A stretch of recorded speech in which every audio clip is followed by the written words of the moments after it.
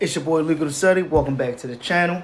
Today we're going to be discussing how to use Coinbase, and I think I found a perfect video on the basis of how to use Coinbase. He said they made a 2 hour and 40-minute video for beginners. His name is Brian Jung. So hopefully I pronounced the Jung right. But yeah, let's get into it. Let's see what he got to say.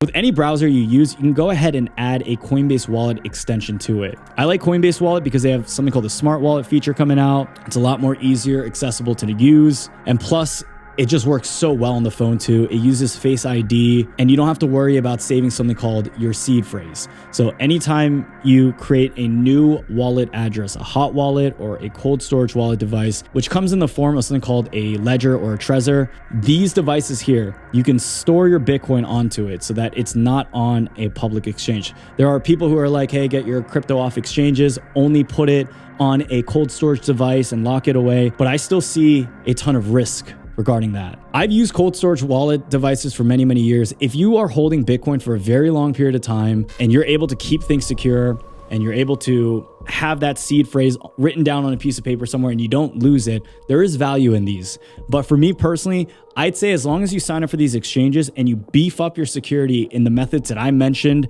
about 10-20 minutes ago, you should be good. Now, cold storage devices, still, if you're holding crypto long-term, you want the most protection possible. If you think Coinbase or some of these exchanges are going to also go out of business for whatever reason and your crypto is going to get lost on it, then you want to look into picking up one of these. I also have links where you can pick up these devices on the website. Ledger and Trezor are the two most popular ones. They are secure. And I have full in-depth tutorials that I'm not going to cover in this video, but I also have on my channel where you can see how you set it up, how you set up the seed phrase and all the steps about it. Now, when it comes to hot wallets, there's a ton of them. The Coinbase wallet though, like I said, that is the best one to use right now. It is tied in with Coinbase. Before, everyone would have to use MetaMask and log in. But when it comes to crypto, I like the ones that are the most secure, that are the most effective. Coinbase Wallet, way to go. Okay, so setting up a Coinbase Wallet, super easy. I would probably do it on your phone first. And if you want to have it logged in onto your browser extension, you could just easily go into settings and scan your phone and it'll automatically log you in there. Now, we talked about something like Truflation. Now, Truflation is not available for you to buy on Coinbase. It may not be available on other exchanges too. So how do you buy it? Well, first of all, I'll go back on CoinMarketCap. I'll type in Truflation and I'll scroll down to that bottom section on exchanges and see where it's listed.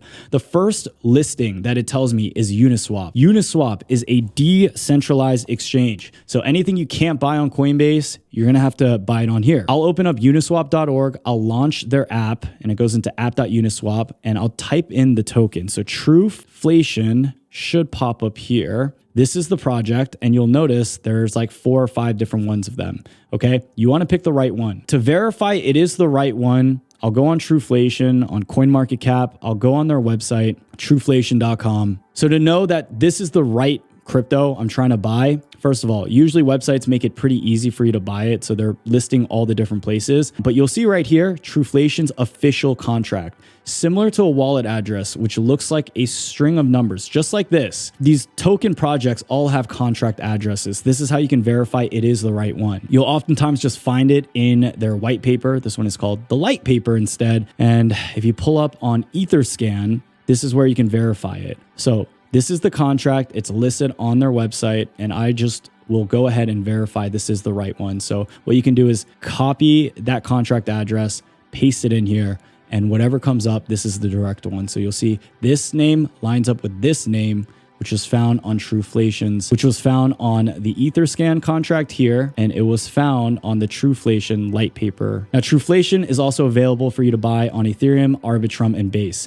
Remember at the beginning of the video, I talked about how Ethereum is super slow. There's high transaction fees. Well, if there's enough supply and liquidity, aka people trading money on some of these other layer 2 solutions like Arbitrum or Base, you could buy it on there. So here's what you would do. I'd go ahead and copy this address, Base. I'd go back on Uniswap and I paste it in here. I should be able to see Truflation this is the same exact one, but off the Base network. So they're both the same token. The Base one has less liquidity. So 4 hours ago was the last transaction. If I go into the Ethereum Base network one, you'll see 5 minutes ago, 7 minutes ago, 9 minutes ago. There's more transactions here. There's more volume. So this means I could buy into a higher amount. If I'm only buying like $100 of this crypto, it's not going to make a huge difference. But when you're buying tens of thousands of dollars worth of it, that's when it really kicks in. So what you're going to do at this point, you find the token, you want to buy it. You'll then want to connect your crypto wallet. Here, you can use a Uniswap wallet. So they have their own wallet you can download on the App Store. You can use the Brave wallet, the MetaMask wallet, Wallet Connect. These are all different types of hot wallets that are available.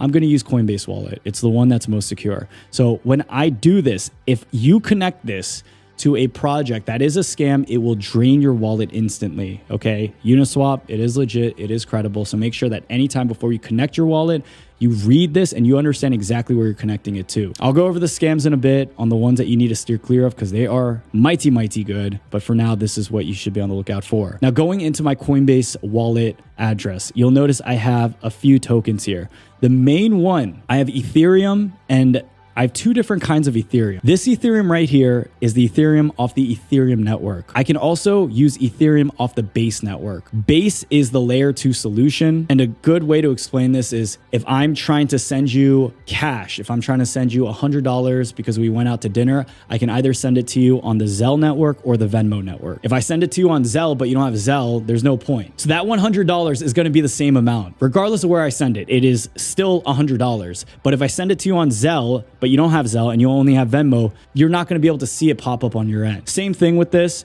If I end up using Ethereum Base network token, but Truflation is not on the Base network and they only have Ethereum for the Ethereum network, I'm not going to see that transaction pop up and you're going to actually lose your money. So be careful here. So I'm on the Truflation